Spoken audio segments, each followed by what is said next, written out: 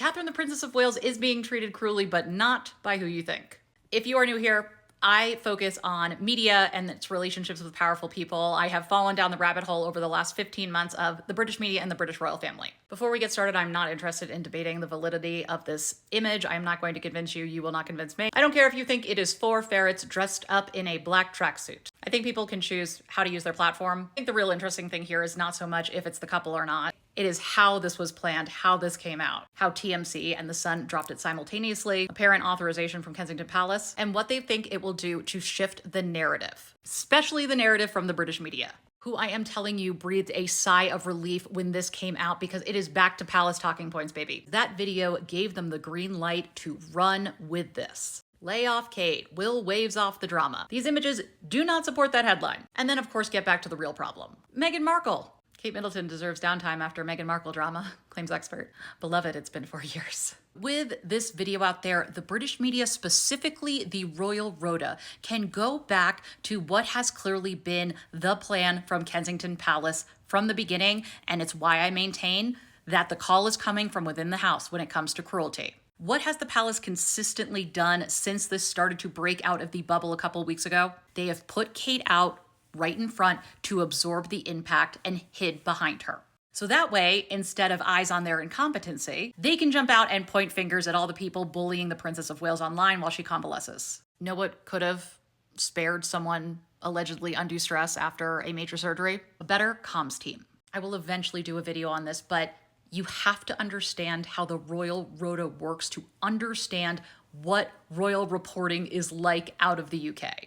And why it has been referred to as an extension of palace PR or journalism. The Royal Rota was started about 40 years ago. It's made up of around 10 outlets. It includes tabloids, so if you see me talking about the Daily Mail or the Mirror, that's why. It is very hard to get membership. You have to be a circulating paper in Britain. There's one Royal Rota rep per outlet. They are very territorial. And while it was started about 40 years ago because of really the attention that Diana was getting, and the palace had concerns about security and things like that, and the British media quite rightly said, well, we help fund y'all and these royal engagements, so we need access to report back to the public. Which sounds great, except for human beings ruin everything. They are not trying to be a check on power as much as they are trying to help sustain the power of the monarchy on which they make money. We're in the money.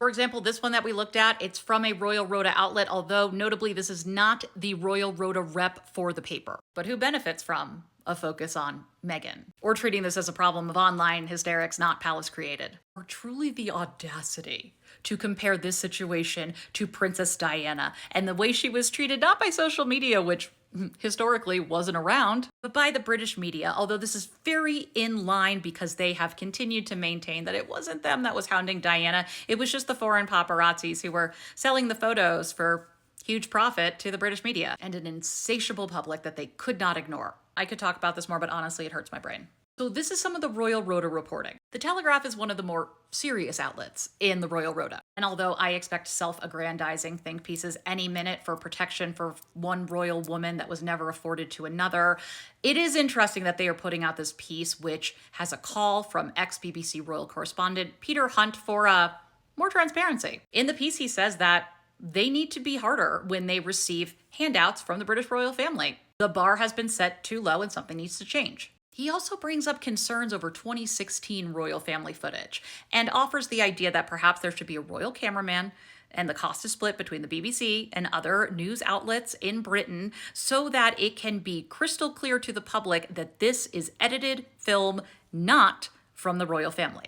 Because transparency and trust is a big issue once you get out of the Royal Rota bubble and start looking at other coverage. The Guardian is an example of a UK publication that is not in the Royal Rota. They ran with a story about another photo, this time of Queen Elizabeth II and her great-grandchildren, enhanced. CNN was also speaking about this. Because this is not just about editing a photo to make Granny happy. This is deception. In the States, tabloids like the New York Post and Page Six, which it owns, are running very parallel to what you're seeing in the Royal Rota. And people will say, well, yes, Murdoch's News UK owns The Sun, a tabloid in Britain, and the New York Post, among a bigger conglomerate that needs to be broken up.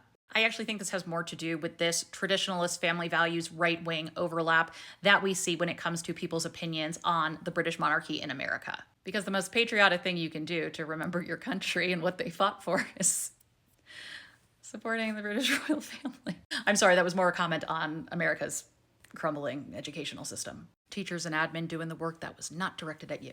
We are seeing some interesting wording around this spotting. This title says, after video appears to show him with Kate Middleton, just like they did with Meghan Markle and the Duchess of Sussex. Here's one from the Huffington Post. In it, it says that the video seemed to line up with what eyewitness accounts had said. The language evoked shows a lack of trust. This piece from the LA Times really does encapsulate it for me. This is a great piece because I also think it speaks to this Americans just don't get the British monarchy. And certainly there are things that we do not understand. I don't pretend to know the emotional connection that some people have to the British royal family. And I'm not telling people not to have that. But here's what Americans really know and are very cautious about, especially since 2016. We have seen what disinformation does in elections, from alternative facts to manipulated images. We know what it's like to be gaslit, and at the fever pitch of the Meghan Markle coverage in Britain, we were grappling, well, white America was grappling with how far we really hadn't come since the civil rights movement, and really started to grapple with racial equity, police brutality, how people of color are portrayed in the media. As Mary McNamara is quoted in this piece as saying, they've, the palace, forced a recounting of all the times the royal family and the palace press have covered up, often with outright lies, scandal, indiscretion, and health scares. Goes on to say that whoever is running Kate's information campaign is making it far too easy for us to remember Princess Diana's eating disorders, mental health issues, and instances of self-harm, not to mention Meghan Markle's description of suicidal ideation. So far, the way royal rota outlets are handling this is very predictable and very in line. It benefits the royal family and the media to have the focus on how mean people are online to Kate, because it distracts people from pondering larger questions about the monarchy. Is it trustworthy? Are there larger implications for an institution that brazenly sends out manipulated photos in an official capacity? You want people focused on the front stage, on the show, so they don't start looking around and wondering what is in the wings. But unlike other hiccups, this has international attention. Image agencies questioning what they get from Kensington Palace, American outlets adding allegedly, seems, appears to stories about them, and just the larger moment we are in as a society where it's getting harder to trust what we see or hear online. AI and image manipulation is a very big concern, especially here in the US, as we are gearing up for another shitstorm of an election cycle. More to come. Very interested to see how and if the coverage continues to split, depending on where it's coming from.